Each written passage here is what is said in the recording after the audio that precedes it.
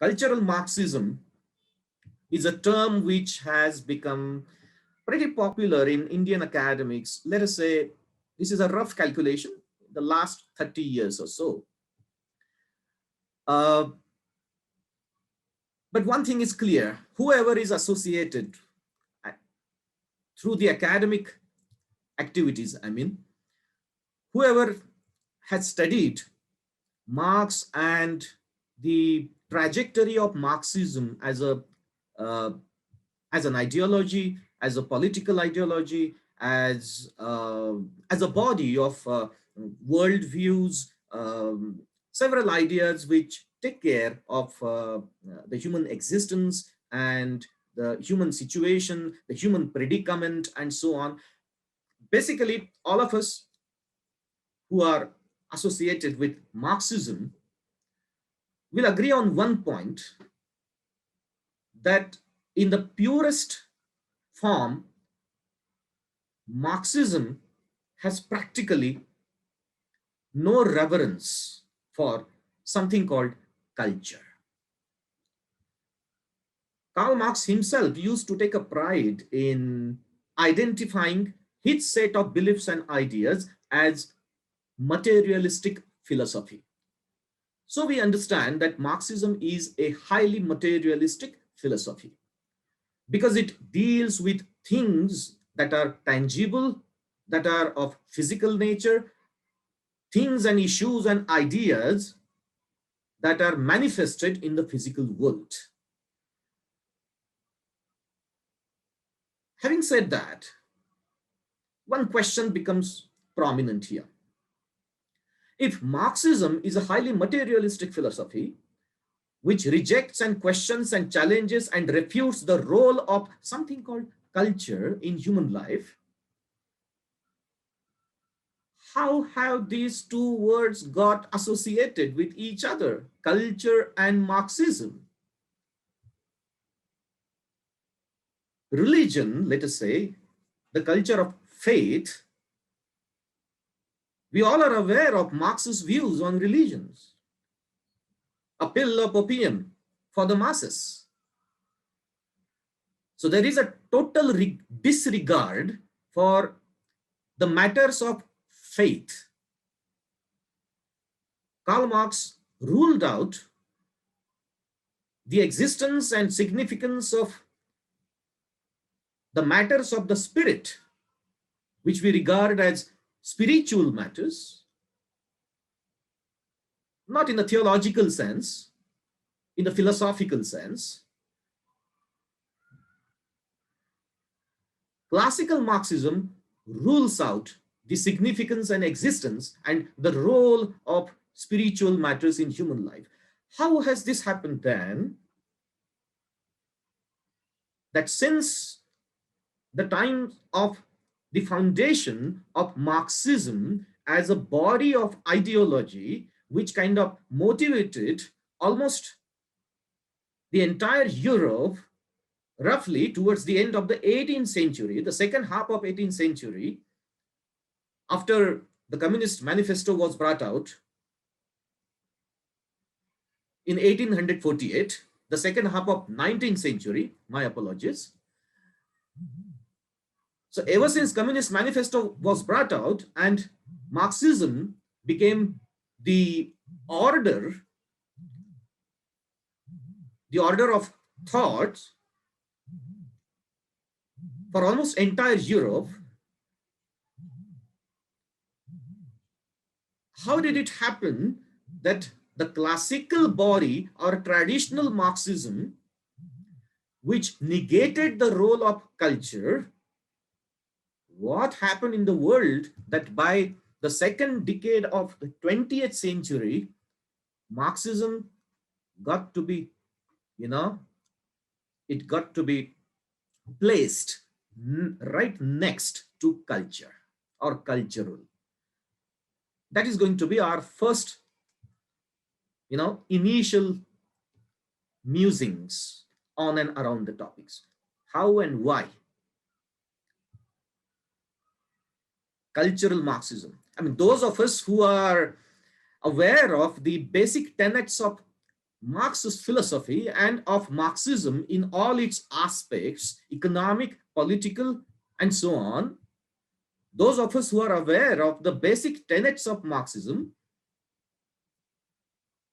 they will even feel somewhere that the formation of the phrase cultural Marxism, the formation of the phrase is a brilliant case of a figure of speech called oxymoron.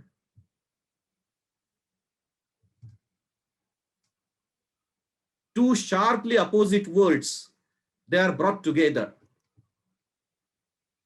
Terrible beauty is an example of oxymoron. It's terrible and beauty is an example of oxymoron. Cultural Marxism, for some of us, might sound like a case of oxymoron. Such was the resistance of classical Marxism of the understanding of the role of culture in human life, in human societies. We all are aware of the base and superstructure theory of Karl Marx. Karl Marx talks about economy as the base and culture and everything else as a superstructure. So the social processes of identity formation,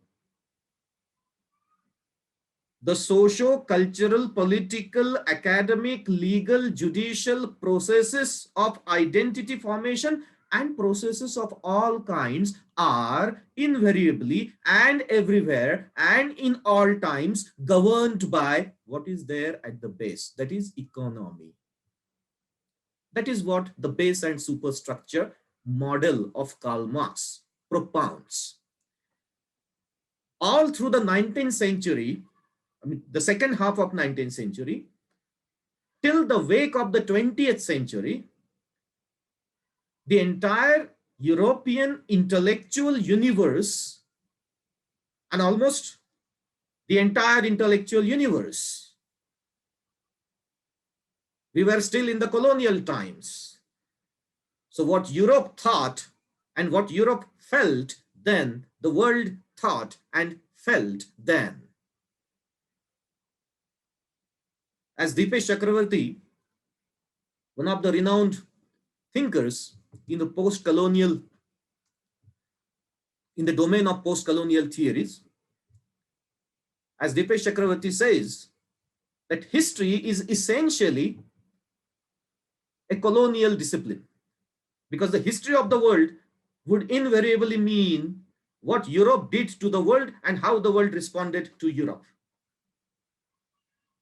So towards the end of 19th century, the entire intellectual universe was under the spell of this so-called Nai Dunya Ka Vichar.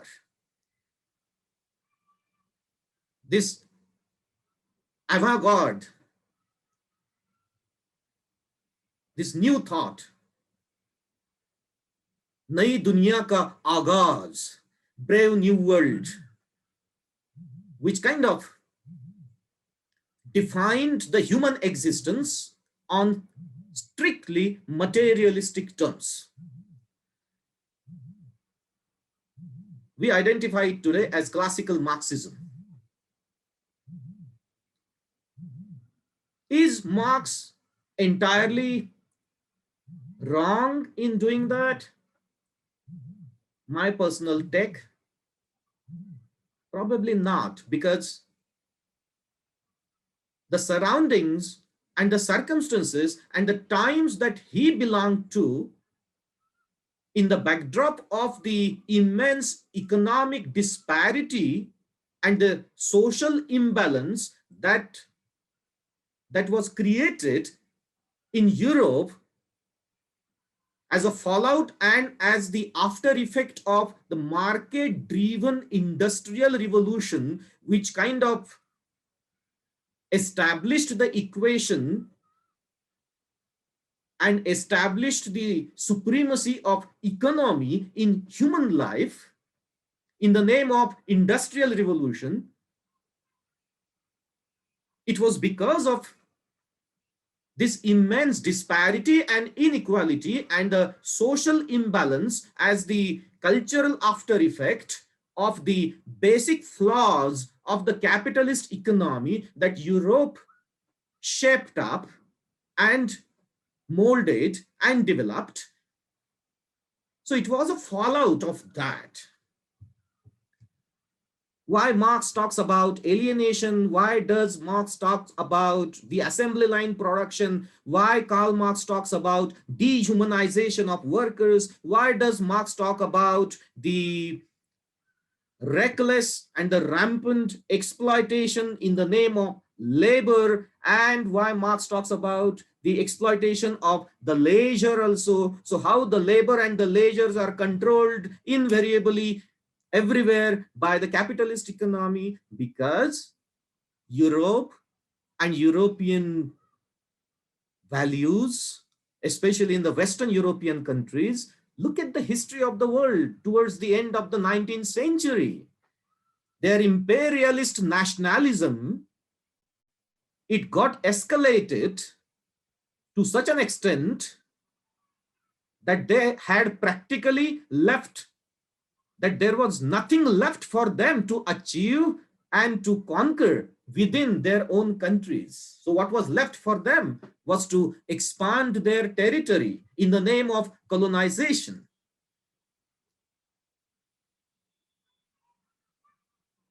So it all started towards the end of the 19th century in the backdrop of this imperialist nationalism of most of the European countries, in the backdrop of this rampant industrialization of the European countries, in the backdrop of this provincial, narrow-minded program of colonization, which kind of dehumanized the non-Western locations and the non-Western civilizations in the world. In the backdrop of all these negativities of industrial revolutions, Karl Marx emerged as a leveler, but for Europe, but only for Europe. And he talks about the base and superstructure theory. Then he talks about how economy is the base and how economy governs the social processes of identity formation, how economy governs, triggers, causes, influences, affects the social and cultural, philosophical, judicial, economic processes also are in turn controlled.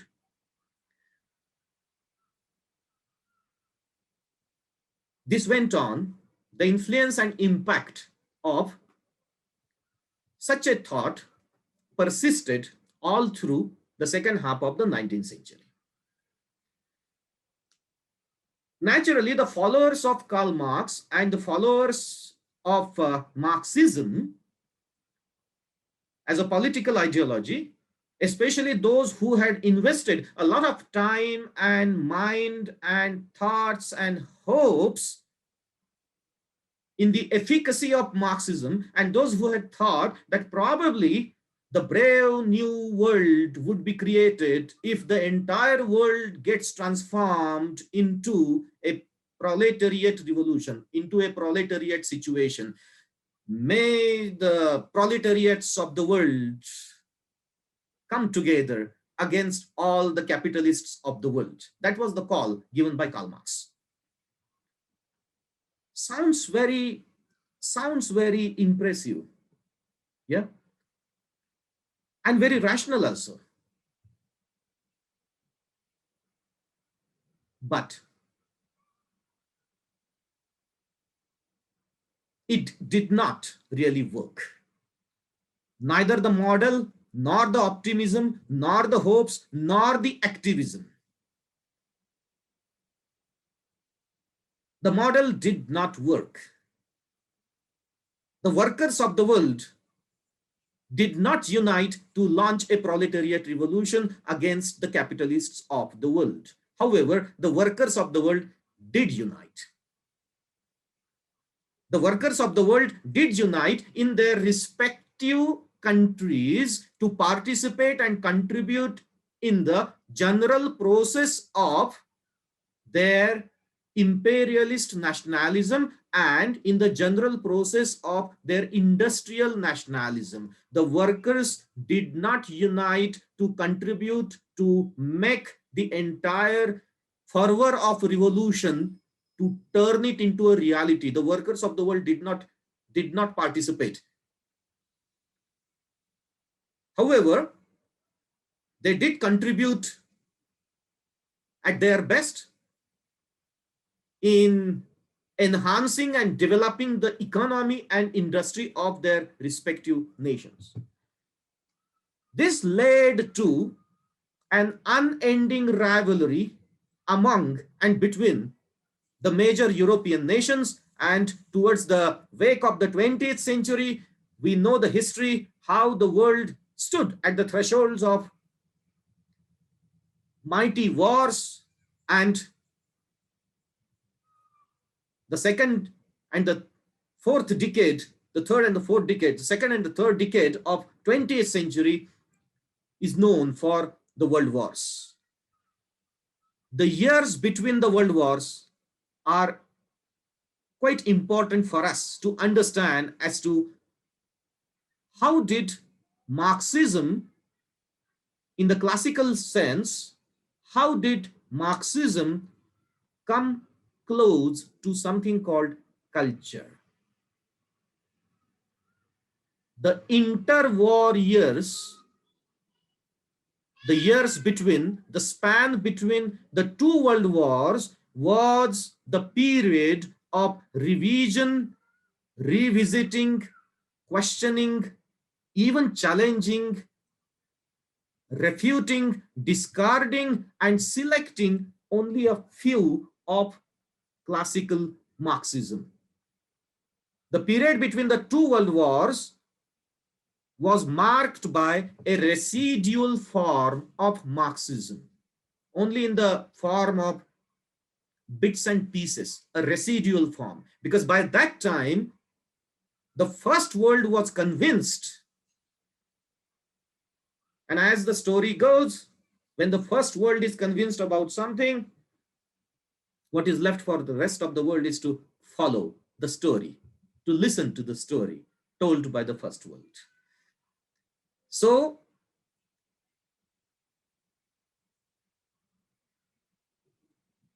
classical Marxism did fail as a model for motivating people, workers, proletariats at large, all over Europe, to unite against the capitalist economy. And its direct fallout was suspicion and diffidence into and about those socialist values, those communist values, which were propagated through Marxism. Now, the followers of Marx realized that it was a time to revise, to revisit, to question, to challenge some of the ideas, because the model had no longer remained as a successful model. What do? You contemplate, you introspect, you change the strategy. And there were some such strategist thinkers who did make an attempt to change the strategy. And the result of that strategy is one of the phrases mentioned in the title of today's session, cultural Marxism. It was Antonio Gramsci who questioned the base and superstructure model, the efficacy of the base and superstructure model, as we know the entire history.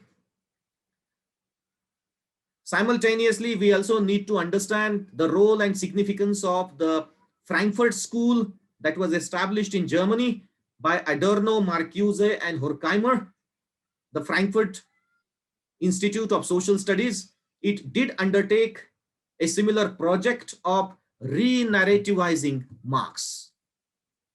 re-narrativizing the rituals of socialism. Adorno, Horkheimer, and Marcuse, they were the founders of the Frankfurt School. So the motion began with the Frankfurt School. Mark it well, it began with academics. It began with the academics of social sciences and humanities. It began with the academics of social studies. 1925 was the year when the Frankfurt School was established. What was their agenda and purpose? And who all were they? Antonio Gramsci was the foremost of these European thinkers. He was the founder of the Communist Party of Italy. And Antonio Gramsci questioned the efficacy of the base and superstructure model. You know what Gramsci did? He did a smart thing. And you and I today in India, we have to lock our horns with that smartness. But mark it well, that is not something which we cannot manage. Towards the end of this session, I shall definitely refer to some of the strategies of de-radicalization through academics. And mark it well, in order to de-radicalize, we need not really adopt all those strategies which the so-called ideological adversaries are adopting. That would be very un-Indian of us. We just have to be Indians in the truer sense of the word. Young Thinkers Forum has its motto, Ano Bhadraha Kratavo Yantu Vishwataha. That is what I mean. May the noblest of noble thoughts come to us from all over the world. We just need to live up to that value. However, the word Bhadraha is the key word in the injunction. The word Bhadra is the key word. The noblest of the noble is the prerequisite. Antonio Gramsci turned Marx's model upside down. According to Gramsci, economy does not govern the processes of social formations or identity formation. It is probably the other way around. Culture determines the nature of other institutions. And that is why the attention of revolution shifted from economy to culture. What is interesting again is to know that in Marx's model, workers are the proletariats. But when the base changes, you have to locate different proletariats as the instruments of revolution. And that is precisely what Gramsci did. And that is precisely what these neo-leftists, the so-called neo-leftist thinkers did. Those were the times of the neo-left. And the model which they came up with, that model today in the world is known as the model of cultural revolution. You check the history of the world from the last decades of the 19th century to the first 3 decades of the 20th century, there is a massive strategic retreat of the worker unions and the trades unions. The workers and the trade unions, they started withdrawing themselves from this entire fervor of revolution, and the attention is shifted from the exploitation of workers or capitalizing on the exploitation of workers for the success of revolution, from the workers to the so-called marginalized classes as the neo-proletariats in Gramsci's terminology. Antonio Gramsci, he thought of 4 different categories as the neo-proletariats. Remember, now the canvas is not economy, the canvas is culture. And in the canvas of culture, in the domain of culture, the new proletariats would be: 1, minorities of all types in all the countries. Minorities of all times in all the countries. Interestingly enough, again, Gramsci belonged to Italy. Remember, the socio-political and cultural conditions prevalent in Italy in the first 4 decades of 20th century. The stronghold of Roman Catholic Church, education, economy, everything is controlled by the state in the backdrop of so much of fascist influence. Gramsci had to adopt a logic like that. How could we just forget the circumstances and the causes which were responsible, the socio-cultural and political circumstances, causes, situations, conditions which led these people to come up with their own solutions for their own problems? And there was nothing erratic about it. It was pretty obvious on the part of Gramsci to think of these solutions, because Italy as a society was going through turbulent and disturbing times. Those were the times of Mussolini, the dictatorial rules of Mussolini. My point of contention is, when Gramsci, he maintains that minorities of all types are the perpetual victims of all times and in all countries, are intellectuals in the Indian context, the gatekeepers of educational trends or the academic trends. These gatekeepers, they do not apply any filter to this entire process of the continuity of academic trends and ideas and ideologies between the West and the non-West locations. Gramsci thought of the Jews and other minorities when he talks about minorities.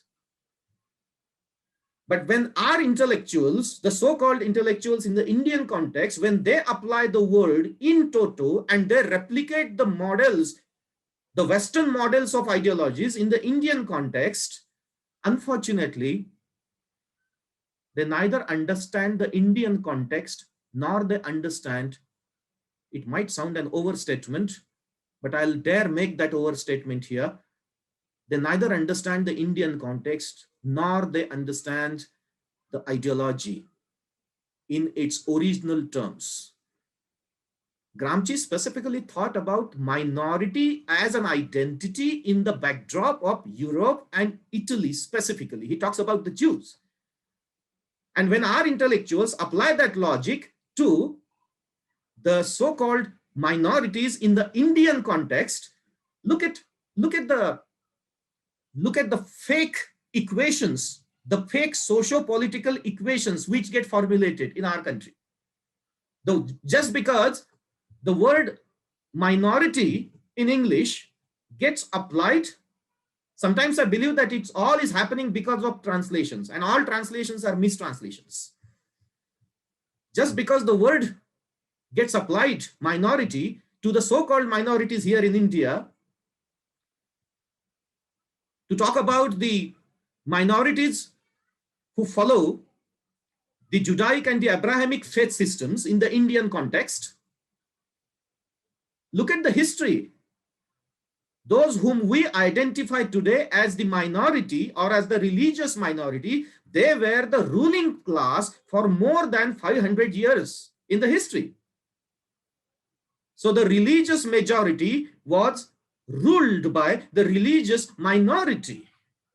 And with the wake of modernity, independence, colonization, this and that, and now since all countries are sovereign countries, Gramsci's logic of minority becomes a universalizing and homogenizing logic for the whole world. And you talk about subjectivity, Cultural Marxism talks about individuality and subjectivity, customization. It talks about local realities and so on. That is a gross misunderstanding of both ideology and the Indian situation. That is why it leads to misleading conclusions and absolute confusion. That is the reason why in India, our social disciplines, the social disciplines of humanities and social studies, they have not been seen being instrumental in bringing social reformation in our society, because there is a disjunction between ideology and the social reality at a larger level in the Indian context. Minority is the first category that Gramsci speaks about. Another category, women, all times, all places, are the victims. Well, this is not to say that everything is really fine with our society. There are certainly some very serious social evils in our society.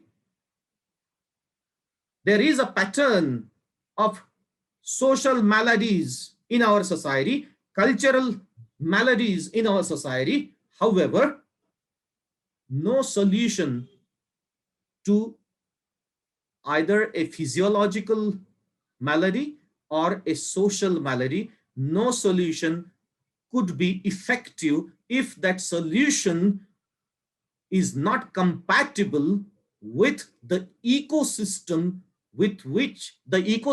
in which the problem or the malady has got formed. Because every social problem has its own ecosystem, and the solution has to be compatible with the ecosystem of the problem. The medicines which you take, to talk about medicine science and in physiological terms, the medicine which you take for cold and cough here at a particular location in India, you travel to UK and you are the same person, it is the same body, and you catch a cold there in UK, those medicines won't work there. It's the ecosystem that matters. Unfortunately, the so-called progressivist solutions which have been facilitated through the parlors of academics under the influence of a particular ideology, these progressivist solutions have not been seen being instrumental in bringing any desired progressivism in our society, because there is an absolute disjunction between the ideology, because the so-called gatekeepers of our academics, they replicate these Western models in toto without really developing a proper and a genuine understanding of the Indian situation, which is why it leads to a disindianizing effect.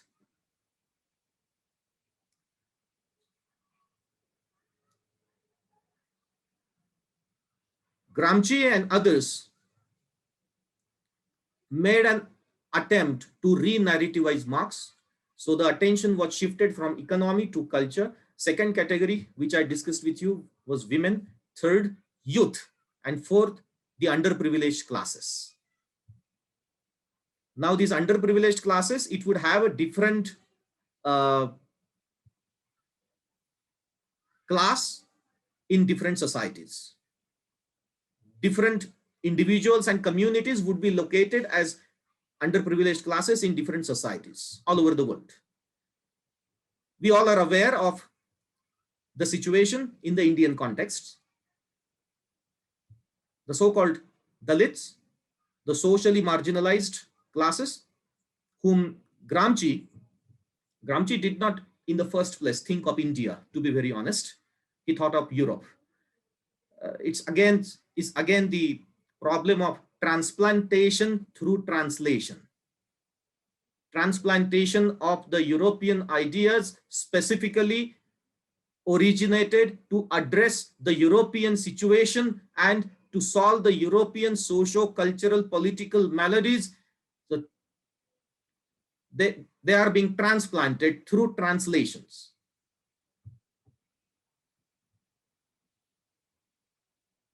Gramsci's work proved to be a path-breaking work in this entire arena of cultural Marxism. This is how the equation got set up between Marxism and culture, because we started on this point that if Marx rejects the existence of culture as a mere abstraction, how is it that Marxism and culture got to be associated? They got to be fixed into one another, forming one phrase, cultural Marxism. And that is why I said it in the beginning that for some of us, it might almost sound like an oxymoron, mutually opposed. But, you know, remember, this is a strategy of re-narrativization of those ideas and making them more relevant with the changing times and with the changing circumstances. That's all. The logic of revolution prevails. It remains as it is. Domain changes. No wonder that the program in February in 2016 in Jawaharlal Nehru University, where the slogans were given, Bharat Tere Tukde Honge, etc., etc., that program had a name, Cultural Evening. Cultural Evening.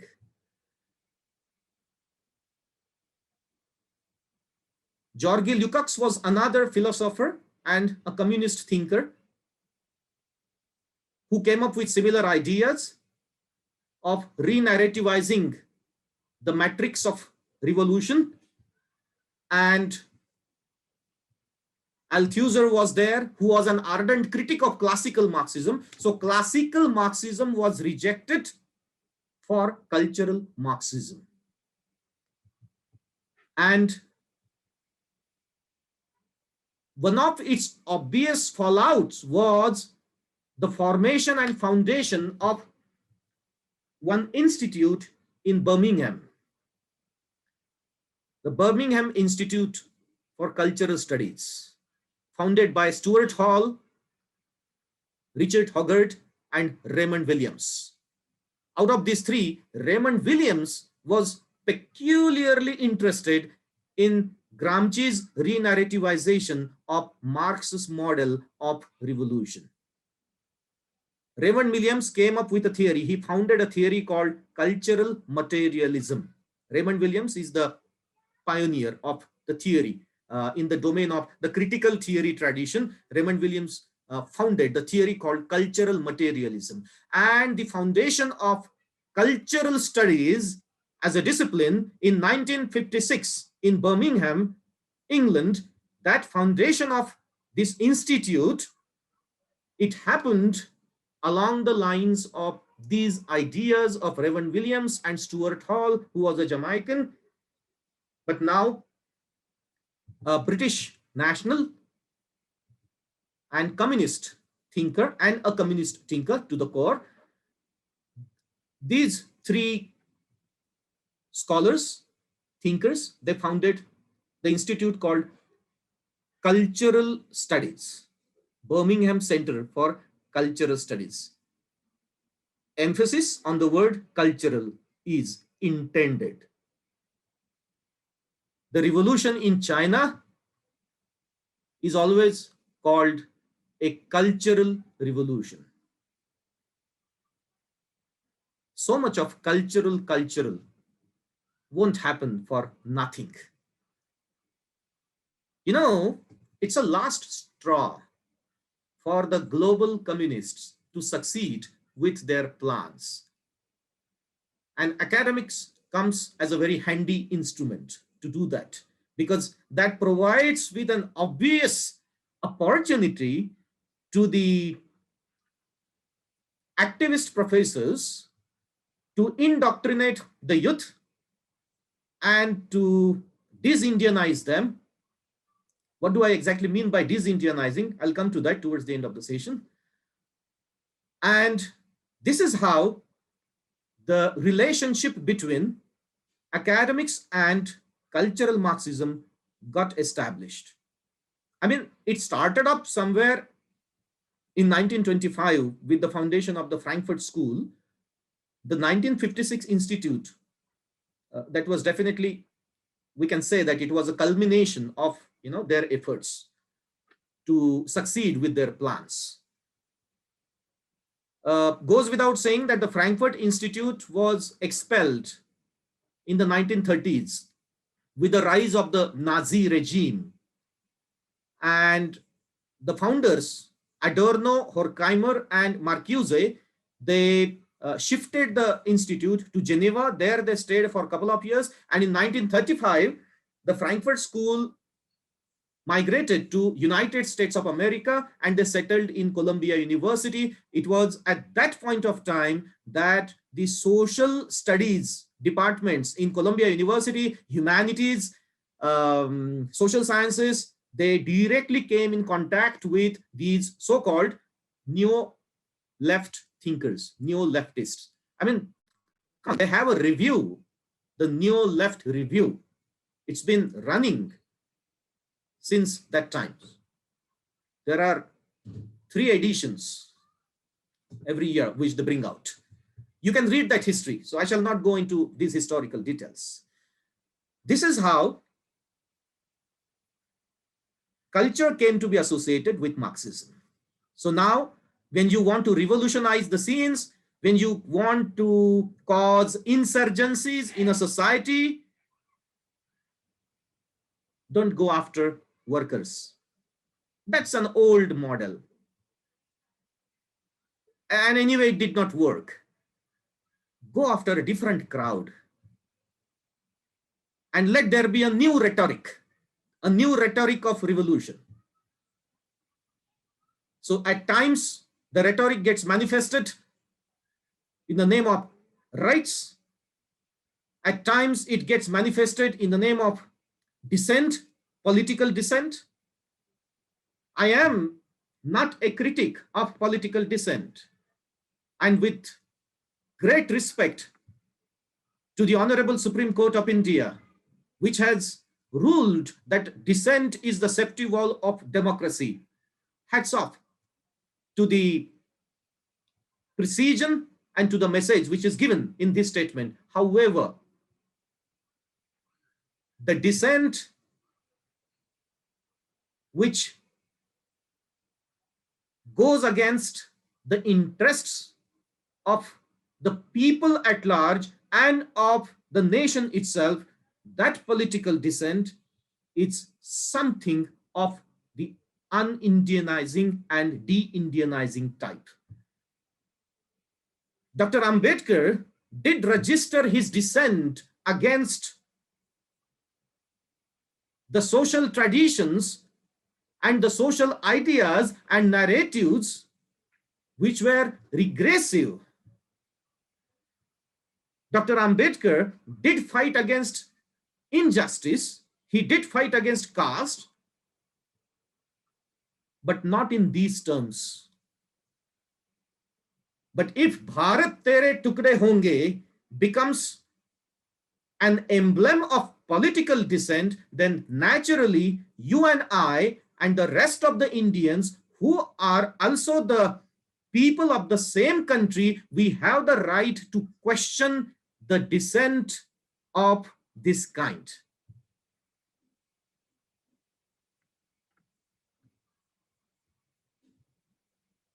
The Kiss of Love protest, the Slut Walk protest, the protest drives in IIT Chennai Institute, Tata Institute of Social Studies, Jawaharlal Nehru University, Jadavpur Universities, in every nook and corner of the country, especially in the university towns, especially in those locations where universities are functioning or educational institutes are functioning. There is one common cord which connects all these insurgencies, all these protests. There is one common cord. Majority of these young activists, young, vibrant activists, I really at times admire them for their enthusiasm.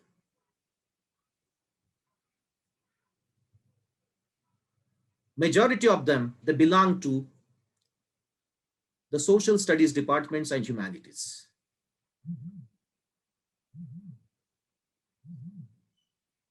Cultural Marxism at present is more focused on locating a space for establishing the so-called socialist communist value system through culture, through academics.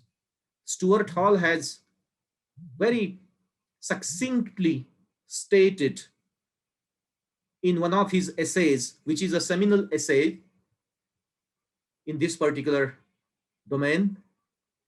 The title of the essay is Theoretical Legacies of Cultural Studies, and I quote Stuart Hall: "As of now, our aim is not to occupy political space. Our aim is to occupy cultural space."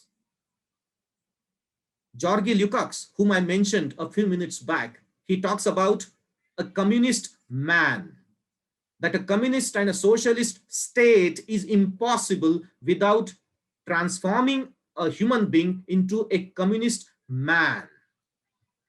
Thought process needs to be transformed into a communist thought process. And mark it well, if somebody tells me that this is all happening along the lines of creating an egalitarian society, I would consider it as the biggest joke of, the greatest joke of the millennium, because time and again, the mode of activism, the way it is practiced, it tells us that the politics of power and positioning themselves in the politics of power, that alone seems to be the agenda. And that's very explicit. I mean, come on, it's not a secret even.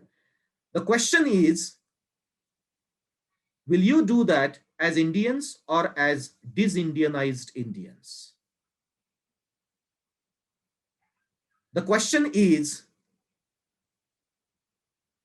would you ever really care to come up with some indigenous and native thinking to address your own social maladies?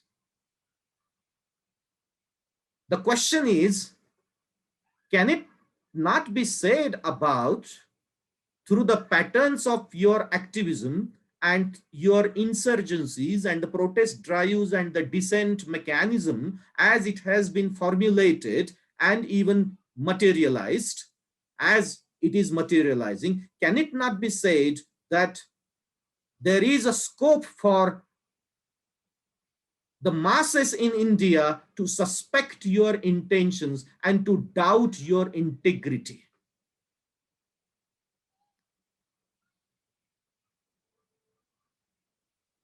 Cultural Marxism primarily focuses on academic and educational institutes all over the world. There are around 350 countries in the world that have cultural studies as one of the popular disciplines offered by students for their undergraduation or post-graduation programs. You will find that every such institute is under some insurgent situation, because the theory is discussed in the class, taught in the class, and its practice, the location of its practice, the immediate location of its practice is the campus. So classroom, campus, society, streets, to the parlors of the parliament. So the trajectory is well defined and the intentions are pretty clear. Marx himself, whether he was really moved or whether he was really concerned to address and solve the actual problems of the working class population so that there would be some improvement in the life standard of the working class population would be marked or not. That is still a question. Marxism, socialism, communism do talk about a welfare society, but the welfare society logic is perhaps more abstract than the feelings with which we worship our gods. It is extremely light on political economy. Cultural studies, Marxism, socialism, communism, they are extremely light on political economy, as if this is something which doesn't require an attention. But then no policy, no polity, no political economy. How on earth are you going to exactly handle the affairs of a state then? And if you are aiming at a society without a state, if you are aiming at a society without a system of its own, then sorry to say this, that anarchy would be the fallout, and India is definitely not suited for something like that to happen. You know why? There is an interesting situation in India. The state does not control the mindset and the consciousness of the people. In India, as we all are aware, decisions do not flow from top to bottom. Reformation happens in real terms in India when there is an acceptance of a model of reformation at the bottom of the hill, not only at the top of the hill. So in India, it is always from bottom to the top. So it has to happen at the bottom. And who are there at the bottom? It's us, the people, the commonest of the common people, and the ordinary people of India. And remember, the value system, the indigenous, the innocuous values which we live out in our everyday life, the family values, we do not live out those family values because any authoritative center expects us to do that. That's the normal life that you and I live. And remember, we don't even take a pride in doing that. The social, the emotional connect with our families and fellow human beings. You don't require a body of religious or political philosophy to do that in the Indian context. Well, this is not to say that the Western society doesn't do that. Common people of the world, they do that. Ordinary people, the so-called ordinary people, they do that. They do live with their own emotions and their own ideas. Here, what is happening is that a particular political ideology is trying to homogenize the entire world with the set beliefs under Marxism, socialism, and communism in the name of liberalism and neoliberalism. You know, for a culturally diverse society like India, which does not have a definite and a predominant center of any kind, for a culturally diverse society like India, any specific and a definite mode of liberalism under an ideology would in the longer run prove to be an illiberalist activity. And that exactly is happening in our academics. This is like, if you do not accept our mode of liberalism, then you are against liberalism. And you know, friends, that is why there is a disjunction between our academics and our life. There is a disjunction between, there is a disparity between our academics and our society. The academics of social sciences unfortunately, in our country, in spite of the best resources and infrastructural facilities which are provided from the taxpayers' money, these disciplines have not been seen as being instrumental in bringing in the desired social reformation. And that is a sheer waste of the wealth of the nation. Because the wealth of the nation is not different from the wealth of the people. The people are the wealth. There is no dichotomy for us. There is no binary for us between wealth of the nation and the wealth of the people.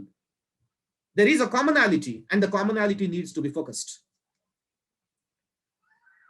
This went on, and in 1970s, a bunch of post-structuralist thinkers like Jacques Derrida, Lyotard, and Baudrillard, a bunch of post-structuralist thinkers, including these three and many others, they came up with a theory called postmodernism. I will dwell on that for a few minutes.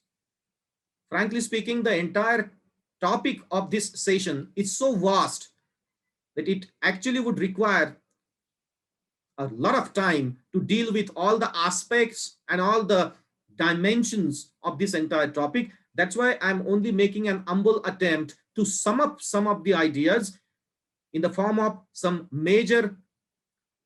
basic tenets, and also the pros and cons and the other related issues. Postmodernism primarily happened as a reaction against the philosophy of modernism, which was realized through structuralism, imperialism, European nationalism, capitalism, colonialism, and so on. And of course, the 18th century Enlightenment, and so on. Postmodernism was basically a reaction against modernism. What is postmodernism? I mean, is there an assertive way of understanding postmodernism? Is there an affirmative way of postmodernism? Frankly speaking, no. Because postmodernism is saying a no, giving a big no to many tenets of modernism. For example, modernism believed that there is a specific and a definite objective reality. Postmodernism says no, there is no objective reality, there is subjectivity.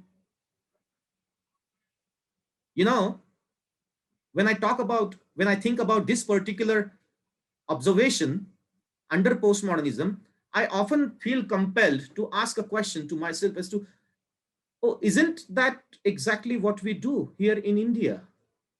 And we have been doing that always. No definite center, no singular identity, no single political party, no single faith system as the predominant system. India has always been immensely diverse and happily diverse.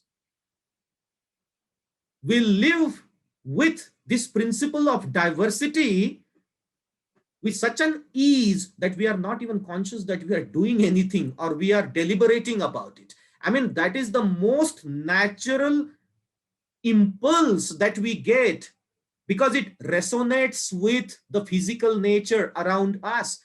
Nature, Prakriti, nature, Srishti, Prakriti is innately diverse. And so is the Indian value system. Pinde, pinde, matir bhinnaha, kunde, kunde, nava payaha. Payaha is water. The water in the different wells is a different water. Pinde, pinde, matir bhinnaha. There is a different thought process in every mind. Pinde, pinde, matir bhinna. Kunde, kunde, nava payaha. Jato, jato, nava charaha. Different cultures have different traditions. Jato, jato, nava charaha. Nava vani mukhe mukhe. Different persons speak differently. There is no repulsion of difference in the Indian value system. There is a celebration of difference. And that is India in the truer sense of the word.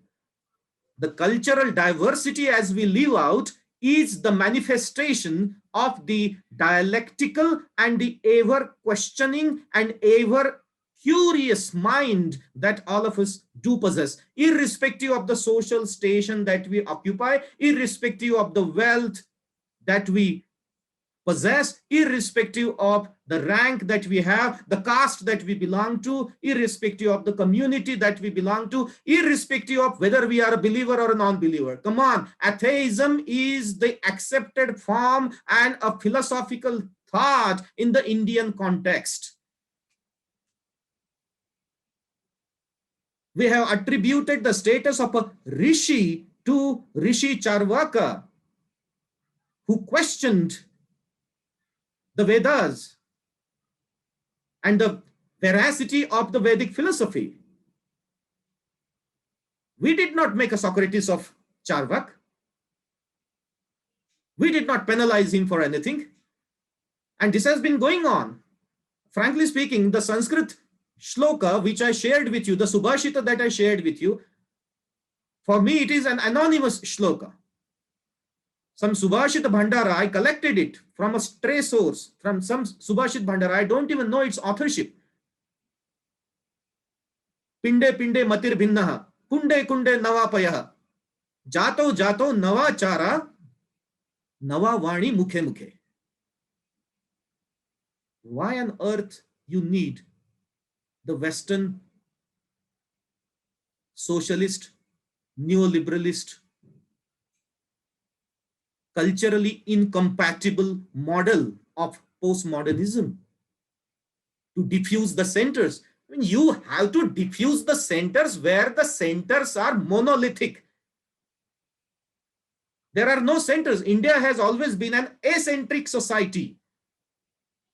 I mean, I don't understand the logic. You decentralize something when there is an insistence of a center. There has been no center as such. There has been no singular center. Yes, we do talk about oneness. We do talk about oneness, but friends, check the values of the two words. Singularity is different from oneness. When we talk about the oneness of all elements, when we talk about the oneness of all spirits, when we talk about the oneness of all people, all communities, all faith systems, ekam sat vipraha bahuddaha vadanti. When we talk about ekam sat, when we talk about the oneness of the truth, what we mean is the jiva, tattva in all beings. Not only the living, but even in the non-living elements of the universe, the Jiva Tattva. And that is why when we touch a book with our foot by accident, we do the namaskara to the book. When we touch a stranger, another person, yes, by foot, with our foot by accident, we do namaskara and we apologize.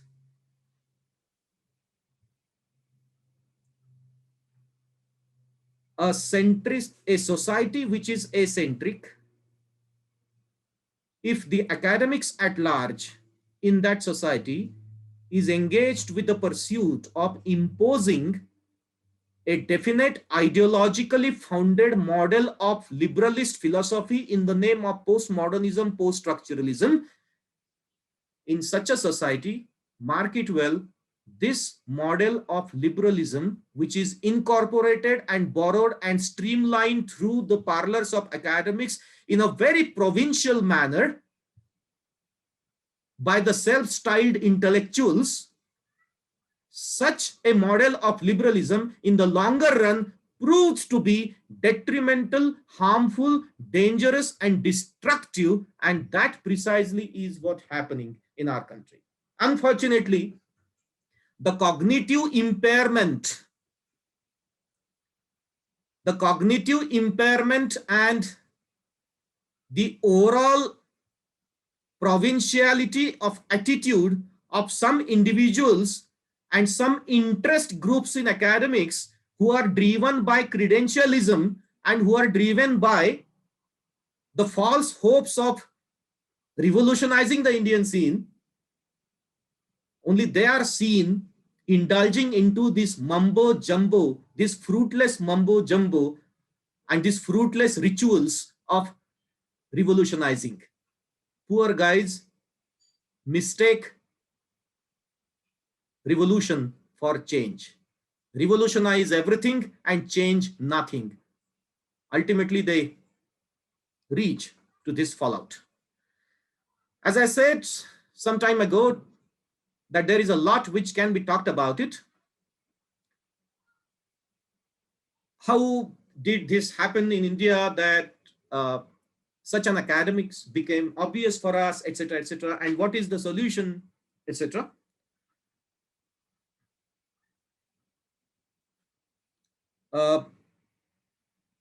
Maybe we'll talk about the solutions in the question answer sessions, because I need to make a quick point before I sum up.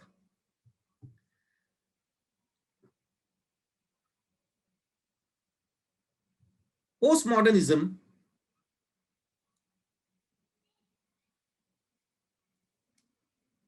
affects epistemology and your and mine understanding of how we understand the world as.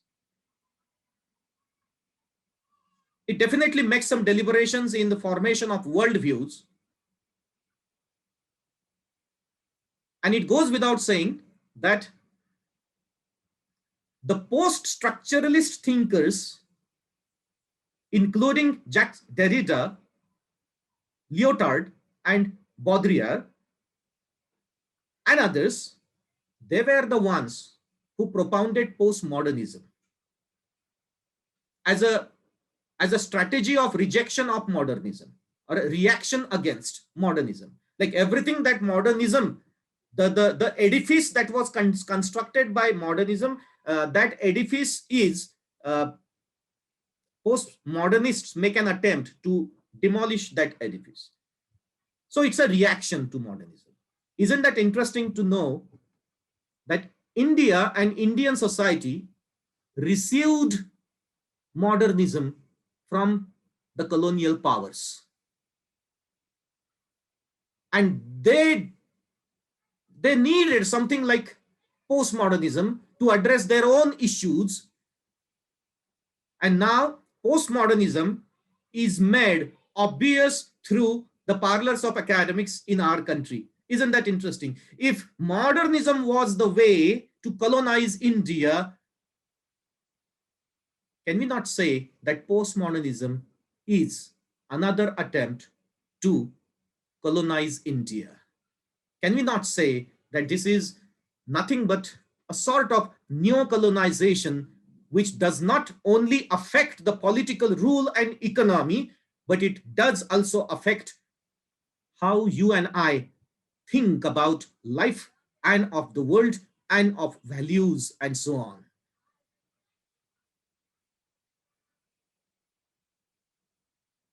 India was never allowed by the colonial powers to explore the possibility to make an advancement in time to come up with its own progressive models. That whole process was prematurely terminated because of the colonial rules after they were established. And now what we have is a weird combination of some ideas picked up from the Western world and some very inadequate attempts, inadequate efforts to come up with our own ideas. And then we try to put in our progressive ideas in the Western molds, which are readily available thanks to academics. And thereby we try to reform the society.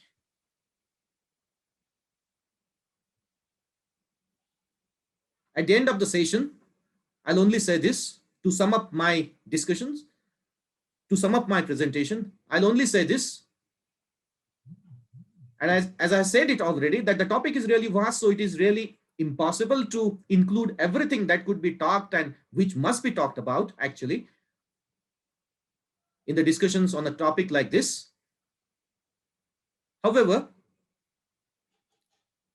I will only say this towards the end, that people at large who recognize that there could be something like an indigenous and an Indian progressive thinking, which is not founded on any ideology for that matter, but which is culturally generated from the consciousness of the people at large. We have that kind of liberalism in our practice. You and I live out with that liberalism, which is totally isolated from any ideology as such. We just need to devise the means to theorize what we live out as practice. Because mark it well, the so-called ideological adversaries, they have a theory. They're out there looking for a practice. But those Indians who have a faith in the greatness of the indigenous values, when I say Indian values, I do not necessarily mean all values and all traditions. The traditions which do not suit our life in contemporary times, those traditions must be rejected. But the traditions and the consciousness with which we live and the liberalism, the culturally generated liberalism which we live out, it needs to be translated into theory. It needs to be brought into theory in the academically palatable manner. On this positive note, I would like to further thank all the organizers and all the participants who attended this session and who listened with a lot of patience. Thank you so much once again. Namaste.